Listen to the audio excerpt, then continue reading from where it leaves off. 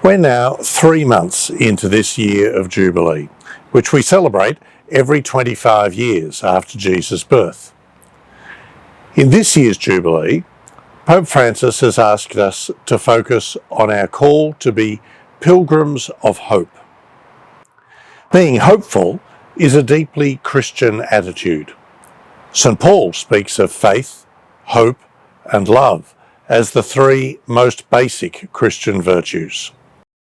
So hope is something more than looking towards the future with optimism.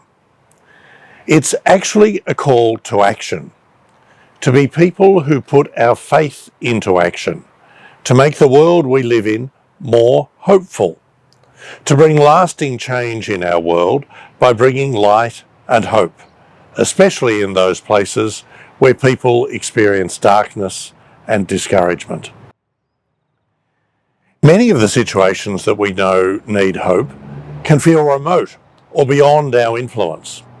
Homelessness, poverty, exploitation, cost of living pressures, and the suffering caused by violence, war, and climate change can only be addressed by governments, corporations, and large social organisations.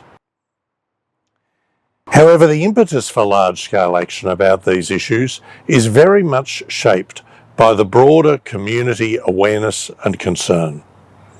All of us can contribute to this by our interest and our attempts to influence attitudes, values, and priorities. At the same time, we have many opportunities for making a direct impact in our local community.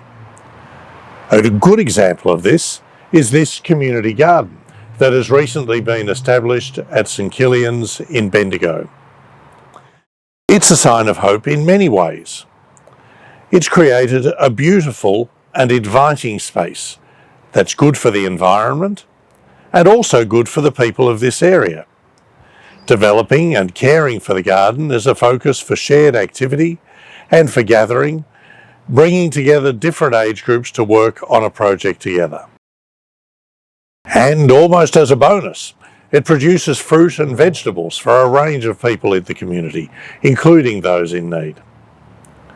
This is one of many activities where people have come together in our community to make our life together more hopeful.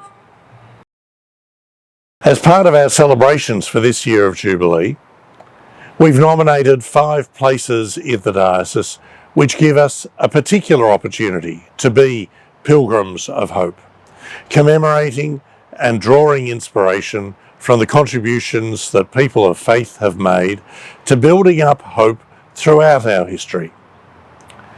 As well as our Cathedral of the Sacred Heart in Bendigo, we've nominated the graves of 2 of our most significant pioneer priests, Dr. Henry Backhouse in Bendigo and Father George Galen in Wangaratta.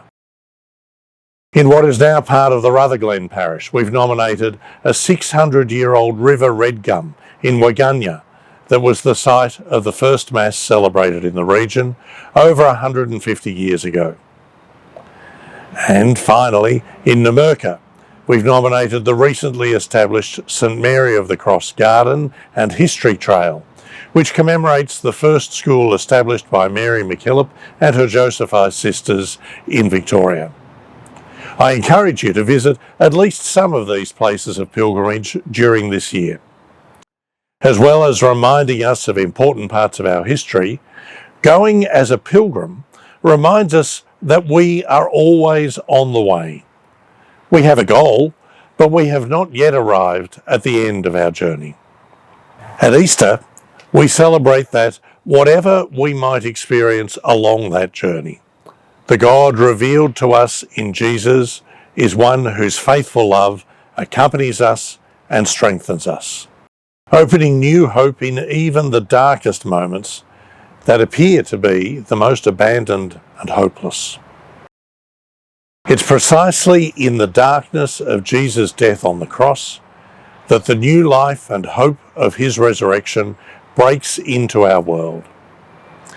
Our faith in him is the ultimate hope that guides our own pilgrimage and all our efforts to share that hope with those around us.